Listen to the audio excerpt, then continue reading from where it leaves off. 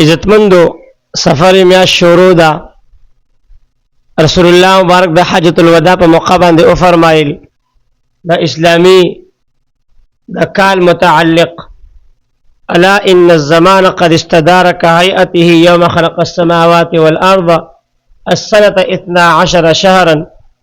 زمانه خپل اصلي حالت دوباره رسیدا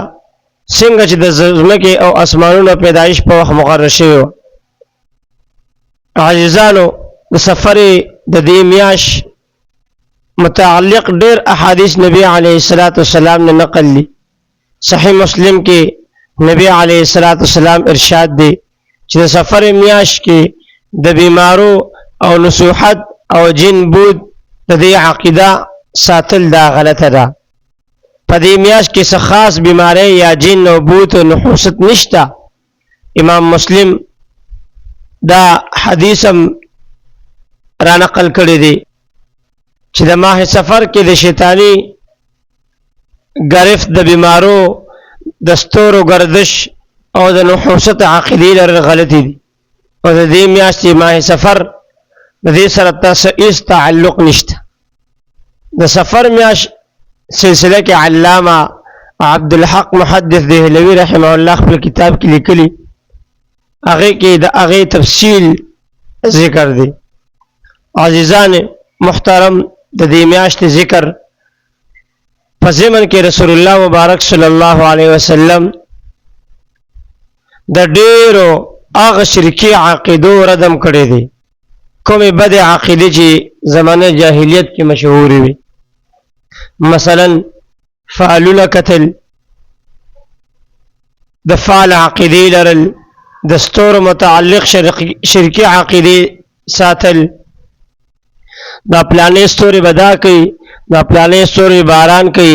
دا پلانې سیس سپیره دی، دا ښځه سپیره وه چې خاوند یې مړ شو. دا ټولې وهمي خبرې دي، دا ډېرې غلطې عقیدې دي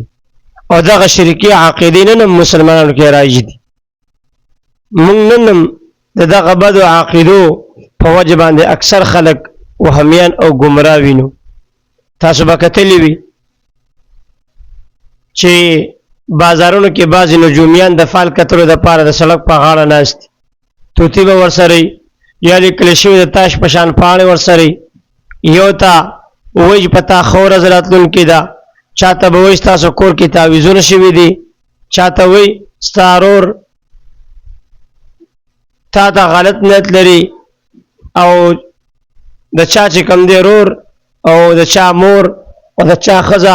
هغه یو بل د دشمنان ښکاره کړي. عزتمندو د نجومینا او د فالګر نه خو کله دا تپوس هم پکار دی چې کله خو خپل قسمت هم لږ وګوره چې ده په قسمت کې به در کوې پورې دا دوړې او خاورې وي، دې دوړو خاورو کې به دی ناست دي، په دم چېرته ښه ورځ راتلونکې شته او که نه د خلکو ورځ ښه کوي، خپله خو په خاورو دوړو نالو سره ژوند تېروي او خلکو کې چاته وایي تاله مال را روان دی، چاته وایي واده دې کېدونکي دی او چاته وایي چې ته کوم ځای اوسېږي هغه ځای سپېره دی وغیره وغیره. دا ټولې عقیدې غلطې دي، د دې اصلاح پکار ده. نبی علیه السلام فرمایي لا صفر ولا هامه، د سفر میاش په دې کې نحوست نشته او ګونګي کې هم نحوست نشته. بعضې خلک دا ګونګي دا چې په کور تیر شي دې سره سپېروالی راځي. نبی مهربان صلی الله علیه وسلم دې نه منع فرمایلی ده که یو انسان عقیده په الله باندې صحیح وي نو که مونځ زکات وغیره عبادتو کې ته لږ کمې وشي نو امکان شته چې دغه عقیدې او ښکلې عقیده چې په الله باندې لري کېدای شي دې په وجه باندې ورته کله ناکله خو چې کوم دی نو عذاب نه نجات میلو شي، کله خو به میلو شي که نه عذاب نه خو به کله خلاص شي د خپلې صحیح عقیدې په وجه باندې. خو که د یو انسان عقیده خرابوي، د شرک او کفر عقیده لري، مخلوق ته د خالق مقام ورکوي، نو داسې بدې او غلطې عقیدې دا انسان دا چې کوم دی شپه ورځ عبادت کوي، روجې نیسي، زکاتونه ورکوي الله ته قابل قبول نه دي ځکه چې په الله باندې د دې انسان عقیده غلطه ده او قرآن عظیم الشان کې فرمای ان الله لا یغفر ان یشرک به ویغفر ما دون ذلك لمن یشاء بشک الله هغه چاته بخنه نه کوي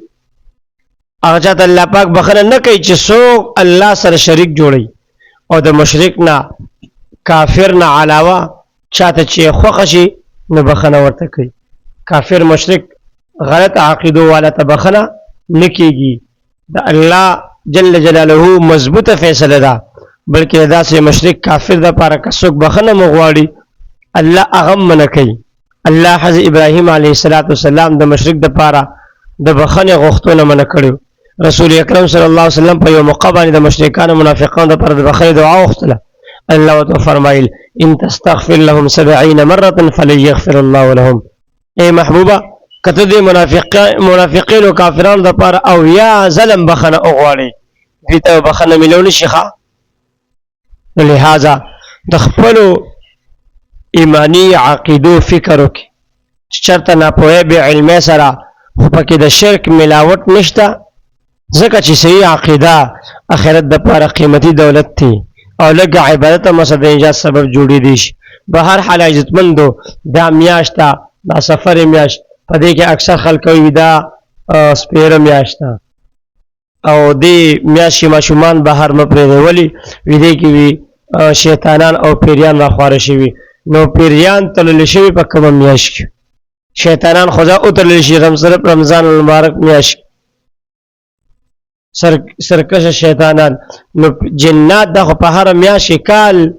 دولس میاش دا کولوي نو دا بعضی علت عقیدی دي نه ځان ساتل پکار دي